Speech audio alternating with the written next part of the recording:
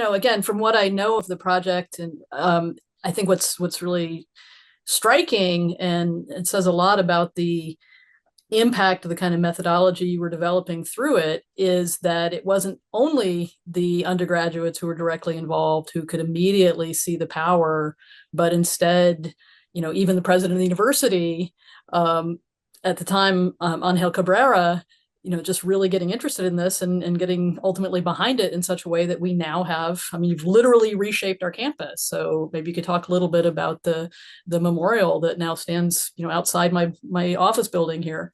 Yeah, thank you. It's such a, I tell everybody that other than like my family, it's probably the thing that I'm most proud to be associated with, right?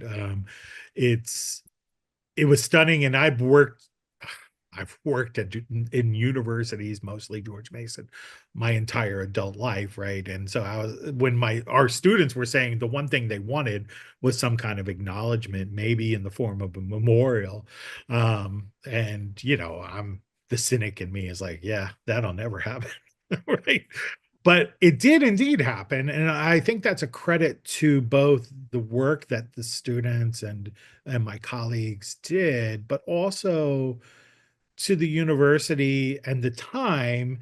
There were a lot of things that kind of made it possible, and so the leadership was in favor of it. But frankly, it's a long process to get this kind of thing done, and at any stage in that process, if there was major resistance, it probably could have easily been jettisoned. Mm-hmm. Some of the early questions to Wendy, Ben, and myself were, should we consider changing the name of George Mason? Should we remove the statue which had been established there in 1996? Because they were in the middle of this major utilities project, and they had to move the statue. So they were like, well, what happens if it doesn't come back? Right? And it doesn't Mm-hmm. have to come back. And we were adamant that we thought it should come back, and that we should add contextualization to it, um, by trying to tell a more complete story of George Mason, the man, and the people that he enslaved that made his life possible. And there were people that you wouldn't expect who were on board right away. The facilities planners, the people who actually make stuff happen in a university and make buildings happen and go up. Kathy Wolf-Pinsky, the architects who were in charge of the big design, they embraced this as well. And they have published in their journals about how this was important to them. So it was really exciting to be a part of this team. And we would meet in this building. It was the old, that's no longer there, the old Robinson building. We would meet weekly to discuss this project with a huge team of people. And we had to get like approval from the state, because it was a new monument, and we had to work with the curation unit here at Mason, um, and we went to student government. We got lots of feedback. We got feedback from people like Spencer Crew, that helped make the memorial better.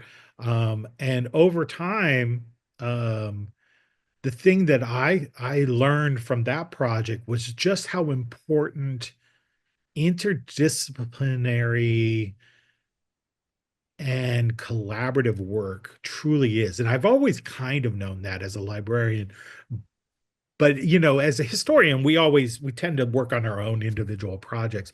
But this was so collaborative.